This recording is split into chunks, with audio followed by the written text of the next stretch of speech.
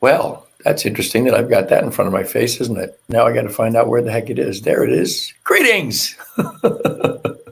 Oh boy, you know one of the joys of producing your own show is that if you don't remember what buttons to click all the time, right in the exact right order, things get kaplooey. Anyway, hope this day finds you safe, healthy, and happy, and thriving at whatever it is you're doing, wherever you're doing it in whatever capacity. I hope that you're just enjoying your life, that you're having a great, great, great day doing whatever it is that you're doing. This is the New Thought Media Network. I'm Ken Ludwig. You're watching Vibrant Living, and we start every show with a little reading from this great book, one of my favorite books in the world, This Thing Called You by Ernest Holmes.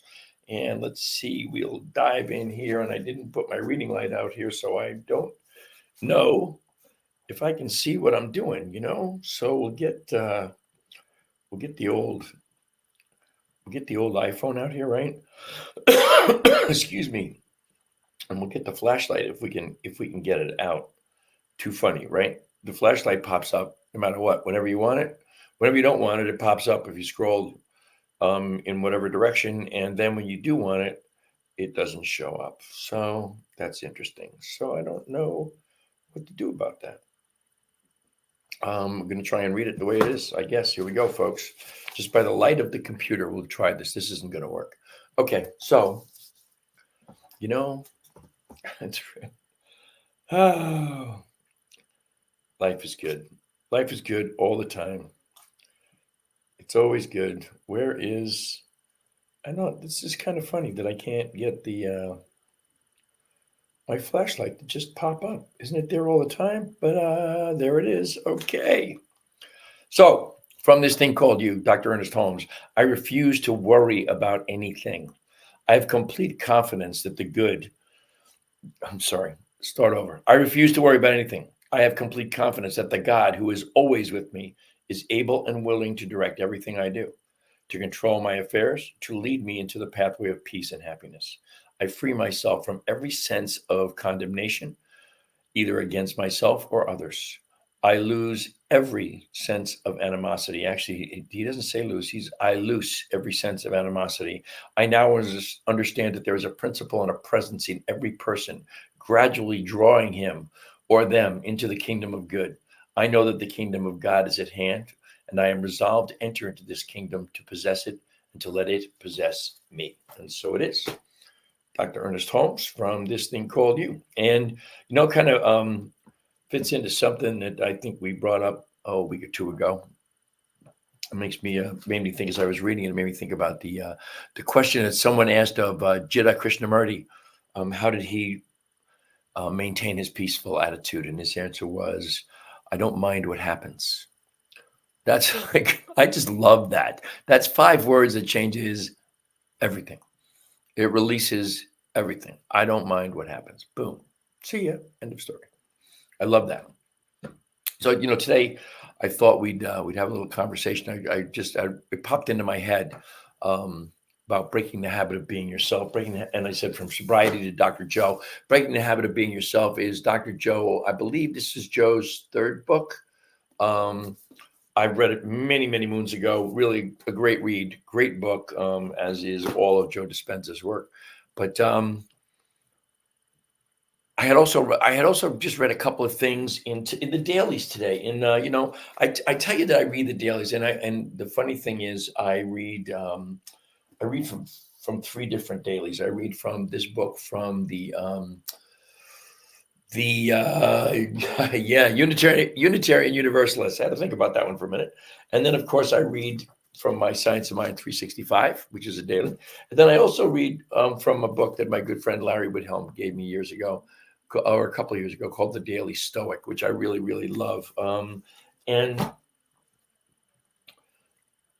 in 2 of them today, and in the Daily Stoic and in the one from the Unitarian Universalist, there were quotes around the idea of changing, of making a transition. Now, people who know me for any amount of time know that I'm coming up here on July 5th of 2024. Here I will be sober 36 years, which is to me amazing. Um, but it's a great milestone. It'd be, I think, year after next will be the first time that I will be sober for more than half my life. But anyway, that's another story altogether. That's math I don't need to do. But I've been sober for 36 years, and to me, that was a really big deal. That was a very big deal. By the way, I can see you folks are out there. If you want to make a comment or ask a question, please do so, and I'll do my best to address it during the show. If not, I will address it after the show for certain. And it's the biggest transition in my life.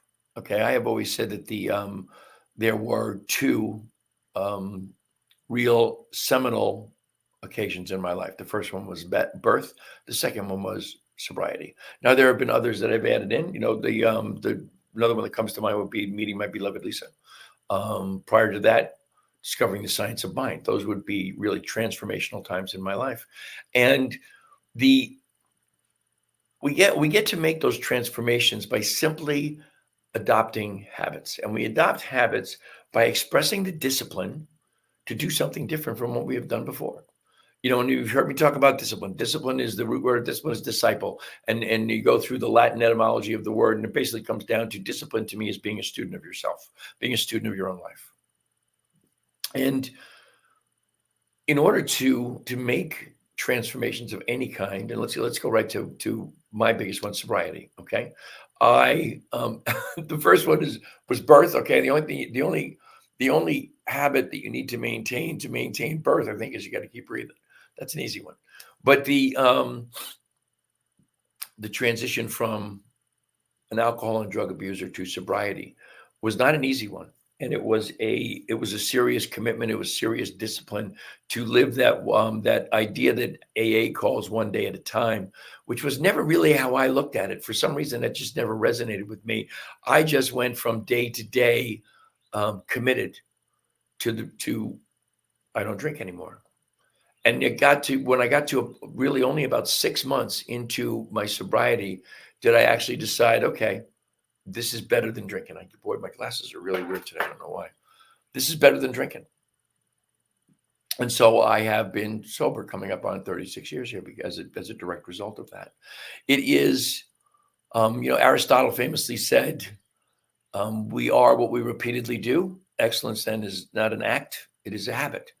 So is everything else that you do in this world. And I guess the big habit that is coming to my mind these days is from a conversation with a new friend of mine, Mark Sanchez, a guy that I met him in Lowe's. And I think I mentioned this last week on the show. I met him in Lowe's, and we've been meeting every Wednesday morning for coffee ever since then. Now, I don't know, 5 weeks ago, maybe. But we were talking about this thing, the phone.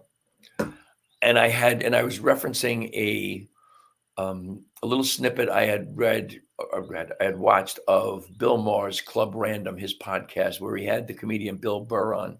Bill Burr is he's a special kind of player. The guy's always pissed off about something, and he's always screaming and yelling. But he was talking about, I don't remember the reasoning, but for some reason he put down his social media for 30 days. He basically put down his phone for the purposes of social media for 30 days. He said at the end of 30 days, he was pretty clear that his short-term memory had improved by at least 30%.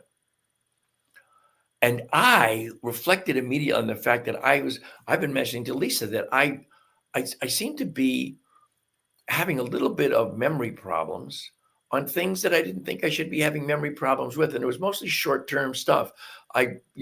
Yesterday I saw a clip of a movie that I had never seen before in my life with some very young actors in it, like really, really young. And I knew immediately it was Forrest Tucker, Lee Van Cleef, and Jim Davis. I knew that. Took me seconds to come up with those names. And I'd never seen the movie, and it was from 1957. So they were very young men. In 1957, I was 7. So it wasn't a memory problem there. But the short-term stuff, I thought I was having an issue with. And I started to just talk about the idea of how this we know absolutely this has become an addiction. We know it's become an addiction, and we know that the people who create and propagate social media, we know that they intend for us to be addicted. There's no denying that. The iPhone came into existence, I believe, in 2005. So in less than 20 years, it has completely taken over our lives. And it was a really, really strange thing for me to admit. And this was just yesterday morning, actually, that I have succumbed to that addiction. So, and if you've got that personality, and let's face it, I know I have an addictive personality. I mean, I always joke that I never met a vice I couldn't abuse. When I smoked cigarettes, I smoked 3 packs a day. When I quit smoking cigarettes in 1992, I then smoked cigars from 1992 to 2004, and I smoked anywhere from 12 to 15 cigars a day. There were El Cheapo cigars, but I had one hanging in my mouth all the time. Even in the shower, I had a cigar. As sick as that sounds, I had a cigar hanging in my mouth in the shower. Excuse me. But I forgot what the thought was there, but when I put them down, when I finally stopped doing them, it was just a simple matter of repeating to myself over and over and over again that I wasn't going to do it. Okay, I was talking about the addictive personality. And of course, alcoholism and drug addiction for 20 years or so. So it's all about, the old story, practice, practice, practice. If you want to change your habits, if you want to stop doing something, if you want to do something more, or you want to stop doing something that is bothering you or is affecting your life in a negative way, like this thing, you just have to be disciplined. You have to do things in a different fashion. You have to be determined that you're going to do that. Now you can take, excuse me, I dropped my glasses here. You can take the AA approach of one day at a time, if that's something that works for you. What has always worked for me is to really, really be focused on the fact that this is not something I want to do.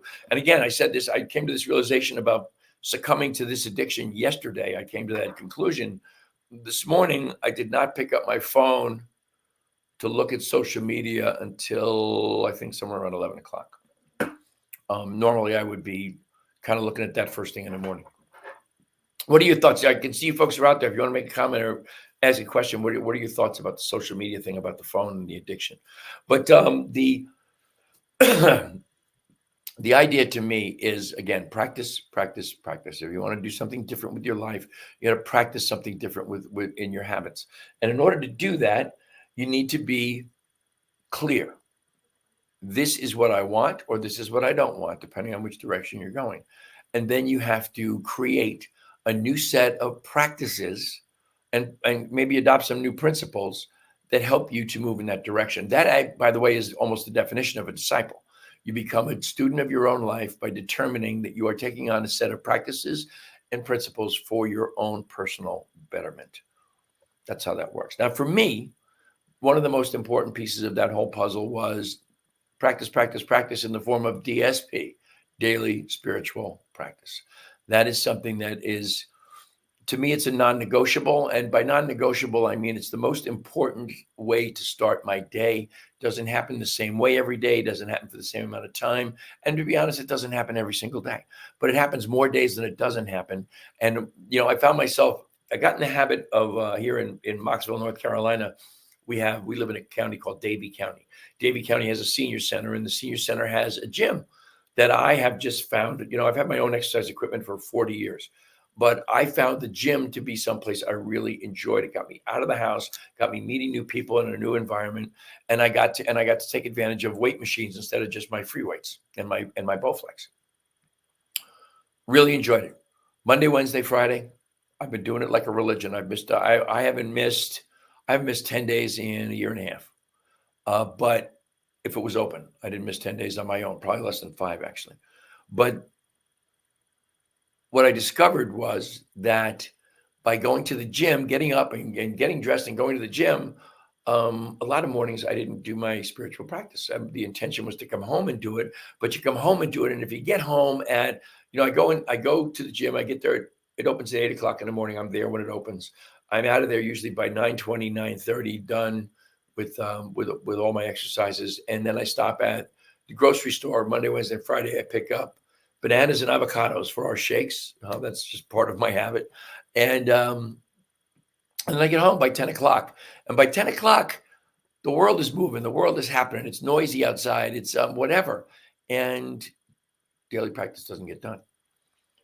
Once again, You want to create a habit. You want to make sure that your non-negotiables are just that, non-negotiable, and they're things that benefit you. Then what I started doing was I started getting up at 5:30 in the morning so that I can then have anywhere from 20 minutes to 30 minutes where I can sit and meditate. It's also changed the format of my daily spiritual practice, which I haven't done in many, many years. And I find it really, really rewarding and comfortable the way I've done it and the way I've changed it. You have to excuse me here. I need a little swig.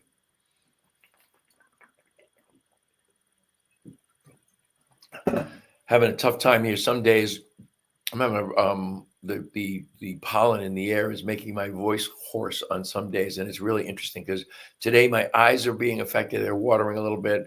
No sneezing and sniffling. I don't know why that is. But my voice is hoarse, and I don't understand that.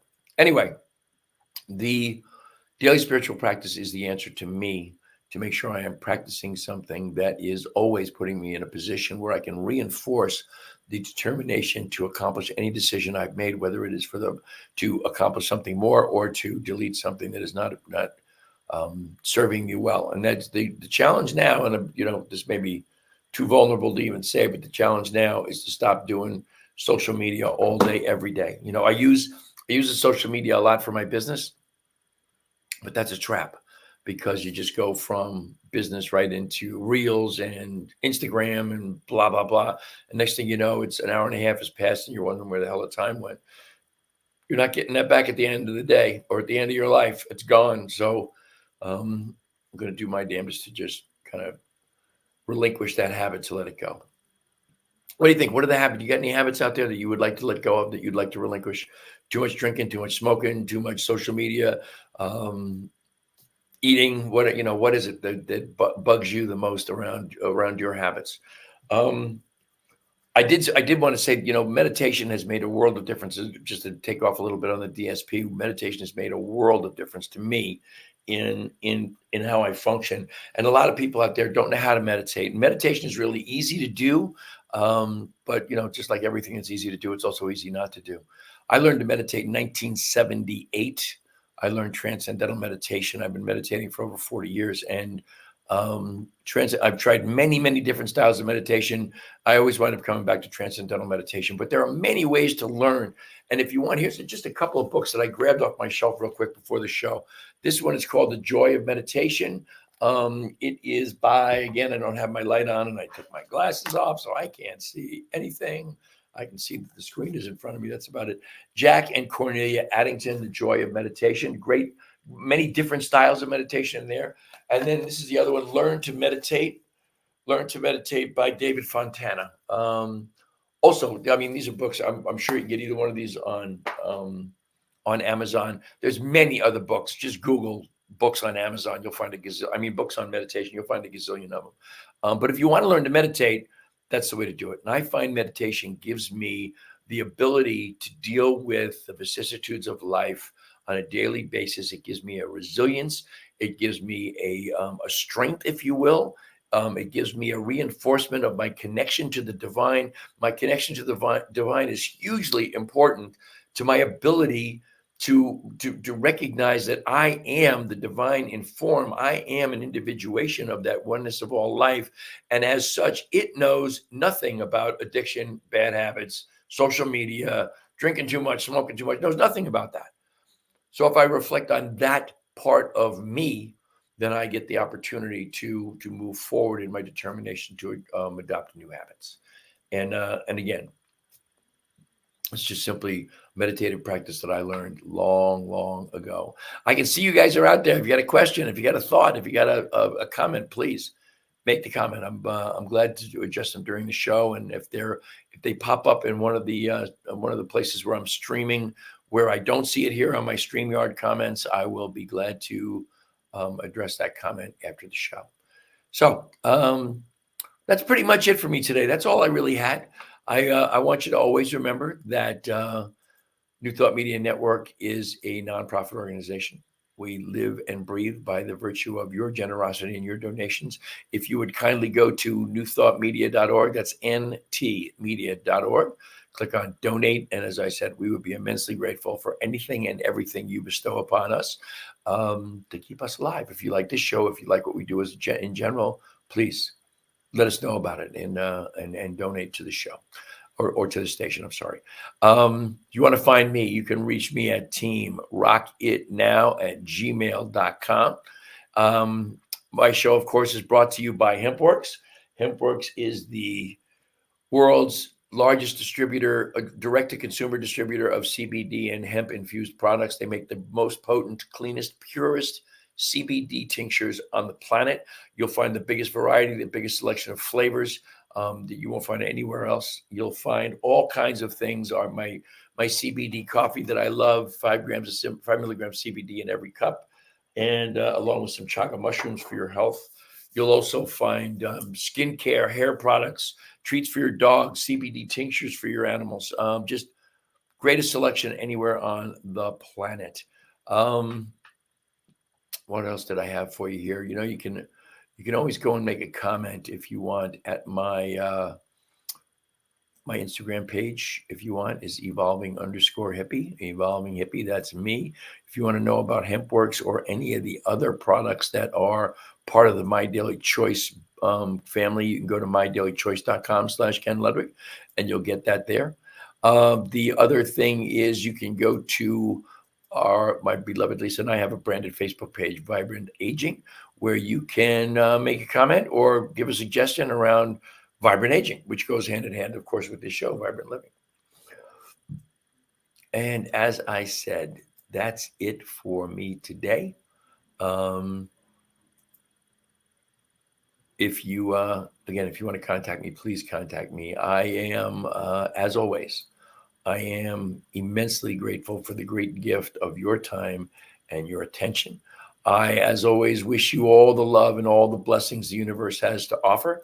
And I hope you will join me next Thursday, 2:00 Mountain Time, 4:00 Eastern Time, as I am here on every Thursday. But until then, my friends, namaste.